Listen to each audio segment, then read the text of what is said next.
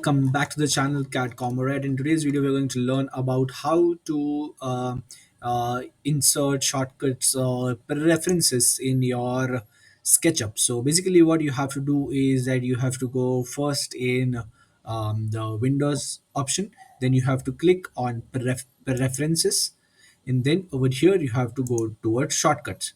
So in shortcuts, what you have to do is you can even manually do this. So basically, this is the most important thing that you should always do before starting your journey in SketchUp. Actually, this is like beginners should always do this. So what this shortcuts help is that it saves your time a lot.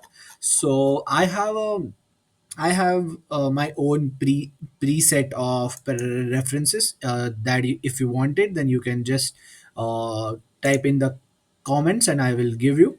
So basically, what you have to do is you have to just select a file of your preferences, and you just have to press yes, go yes. So what does this show is that I have set O currently used for camera and orbit, but I want it to view or hide hidden objects. Okay, so here the same way. So basically, I have set my own shortcuts for this, on which I'm going to show you that what kind of shortcuts that I have used. So for field of view, I have given shift plus F. For I igloo image view, I have given I. Then look around, and that all things are not necessary. Pan, I have given N. Parallel projection control 3, perspective control 1. So basically, all the things that you need the most, like drawing lines, arches, and R for rectangle, and delete for delete, intersect faces with selection, which is the most thing that you use. For that, we have kept Alt S. So for lock, for make component, for make group, it's G. To paste, to simply paste, it is Control V. To paste in place, it is Control Shift V.